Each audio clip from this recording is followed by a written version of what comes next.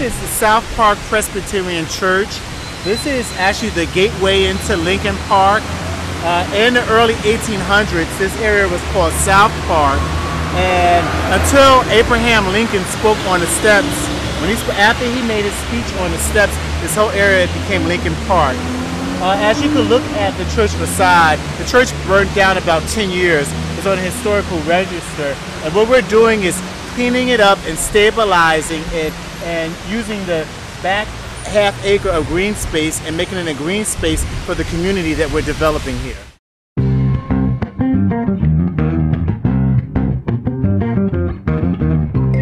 I've seen a lot of mayors run up into a green press conference and say a whole lot of green stuff. They don't mention anything about the kind of green economy you're talking about. They might talk about a green economy where they don't have any throwaway resources or throwaway species, but you got a mayor that says he doesn't want to have any throwaway children or throwaway neighborhoods either. That's an extraordinary vision from a mayor.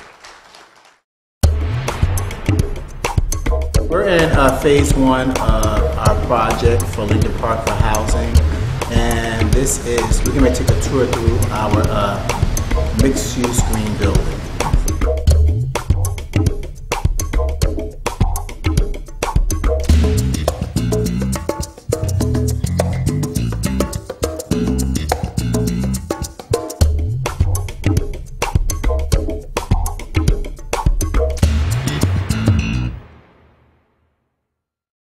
Good morning, Newark. How are you?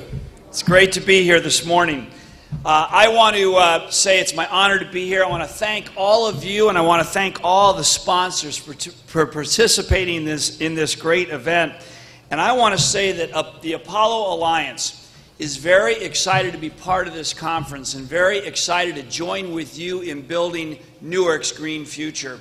And this is a great opportunity, a chance to talk about how we create green buildings and green spaces and green jobs, and how we put Newark at the leading edge of the green revolution in this country. The Apollo Alliance is going all over this country, trying to work with people like Mayor Cory Booker and all of you to build a new national movement to create a clean energy, good jobs economy. Over the next month, we're going to be releasing across this country our agenda for change, an agenda that we hope is embraced at the local level, with examples like Newark in the lead, showing the way. Good morning, everybody. I'm going to come on down here and just talk to you for a little while from my heart. I'm going to put my cheat sheet right here and just let you all know that this, to me, is the greatest city in America, because we believe that there was a geographic accident that put Newark on the East Coast. It really, because we believe it's at the center of the fight to achieve the largest, boldest, most audacious dreams for our country. I had friends like Van Jones and Amy Christensen who, on a national level, who had said things to me, but I still didn't get it. And so we began, and I have to say, without a green consciousness, we understood that we had to create these bold public-private partnerships. And so we've done some things in Newark that have been revolutionary, in my opinion, and very resonant with the mission statement of our city, because we said that Newark, New Jersey would set the national standard for urban transformation. So we began. I'm Bracken Hendricks. I'm a senior fellow at the Center for American Progress. We're based in Washington, D.C. We're a national think tank. We do a lot of work on how do you solve climate change, how do you actually make these solutions real in places. And it became very apparent very quickly that simply having this conversation at a federal policy level is very important. It has to be done, but it's completely insufficient. And we were looking around about how to really engage in cities, and it's very clear that actually figuring this stuff out in real time, in real places, is really important. Closer into the city center, so people can walk there, so people live near their community. And I believe that the country is ready. But hope is a fragile thing. It's one thing to have audacious hope. It's another thing to have an audacious plan and audacious people who are willing to implement that plan. And that's what you've got in Newark. You very rarely find a mayor that can find a way to hire a sustainability director so that on Monday morning there's somebody on the payroll who's actually implementing all this stuff. And you have that here. We need to provide better health for our residents as well as grow our port. And so I think that it is very crucial that when we talk about sustained and meaningful presence and a dialogue and mechanism for public input, we want to help transform the port. And we want it to be very productive, as well as we want our quality of life to be better.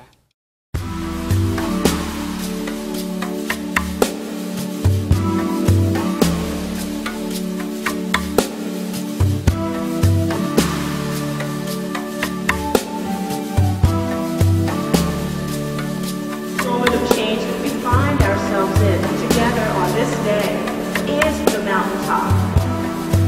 And Dr. King was not the only one up on that mountaintop, because I was there, and I know I saw you all there too.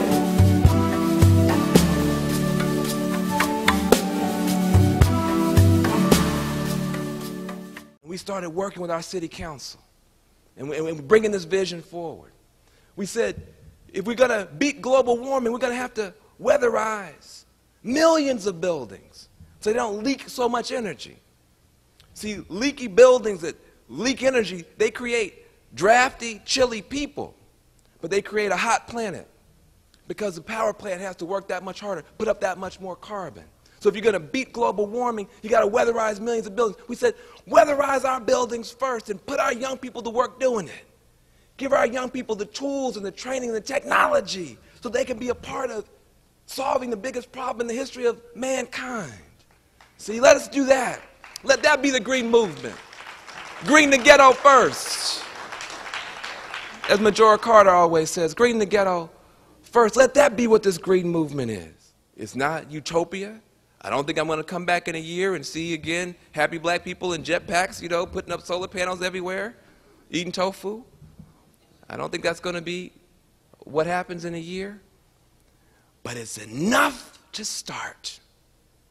It's enough to start. If you do your work right and well here in Newark, you'll inspire people in Detroit, you'll inspire people in Watts, you'll inspire people in Oakland, you'll inspire people all around the world. You're the only city that if you do it, the whole world will have to believe, that they'll have to believe that a brighter future is possible for everybody. So you get to do more than the politicians. The politicians keep talking about they want to take America back and take America back. If you do your work right and well, for the first time in 40 years, we will take America forward. Thank you very much. With no further ado, Mayor Cory Booker. I'm Mayor Cory Booker, but better defined as a Phil fan, an Apollo advocate, and a green go-getter. We have a lot of challenges here in Newark. We've been doing a great job so far meeting them with courage and determination. But what I now realize is, thanks to the partnership with great people like the Apollo Alliance, other national folks, and a lot of local people, that everything we're trying to do can be supercharged if we have a green consciousness and a green agenda. So as Phil works to create the green revolution nationally, we want to be the front lines of that fight and show that we can create more jobs, that we can energize our economy, that we can create safer spaces for our children, that we can deal with issues from prisoner reentry to helping with the health of our children and the really epidemic asthma rates that we're facing. All of these things can be solved if we approach our issues and our efforts with a green consciousness, with a green agenda. So this is one of those conferences that really is the hinge point for the turning of Newark in our nation, and I'm looking forward to turning this chapter and starting a new day in America where everybody benefits from the green American dream.